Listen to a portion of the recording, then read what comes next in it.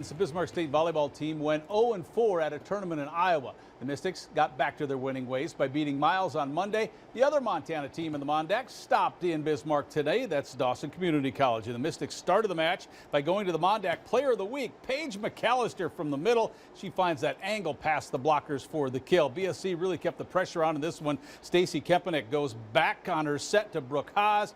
That's a 7-point lead for the Mystics. 10 different players had kills tonight.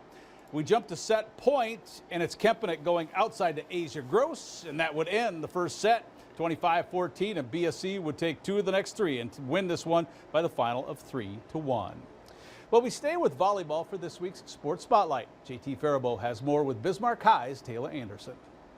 Many athletes first learn about a sport from their parents. While Taylor Anderson's passion and affection for volleyball comes from her mother, it's her ability that sets her apart in the gym. I've been playing for about as long as I can remember.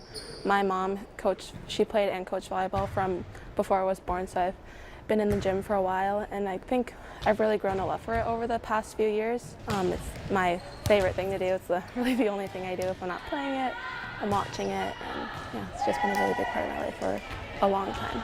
She not only is a threat on offense and defense, but she is a fun person to be around. She's a fun person to coach. She is the most competitive person in our gym by far, and along with that, she has fun. She loves the sport of volleyball just like everybody else. Taylor has been playing for the Demons since she was a freshman.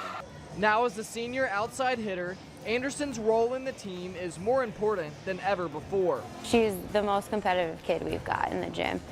She knows that what goes into practice is what carries over into a game, and for her to be able to find the fun parts of practice but also make it competitive, like they look to her for that, and her experience. She's been on the team for so long that they look for her of what do we do next. When the team needs a side out or a pick-me-up, Taylor is the one her teammates turn to.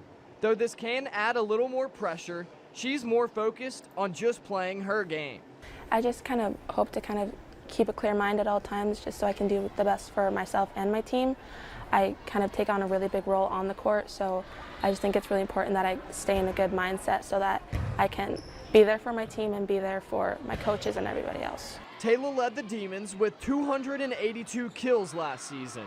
After an impressive junior season averaging 15.6 kills per match, Anderson was just shy of being named to the All-State team. I think it just makes me want to be better. If what I'm putting out there isn't good enough, then I have to put out more. She's got a really fiery spirit. She's the one that you want on your team and not necessarily on the other side of the court, because she gets a look in her eyes and you know it's about to go down. So yeah, she's always competitive, whether it's at practice, in the weight room, in the game, always looking to win. The Demons are currently 8-2 overall. In Bismarck with the spotlight on Taylor Anderson, I'm JT Faribault reporting for your news leader. There's the new #1 in 9-man football. North Prairie jumps ahead of the Holsteins. South Border is also up 1 place, and the Lions are getting votes as well. Trinity is getting a first-place vote in Class A. The Bulldogs stay in the discussion, and Velva is #1. The Twins failed to sweep the series in Cleveland, but they did not leave town without a bigger lead in that Central Division. They took 2 of 3, and Jeremy McLeod made a hole-in-one on the difficult #7.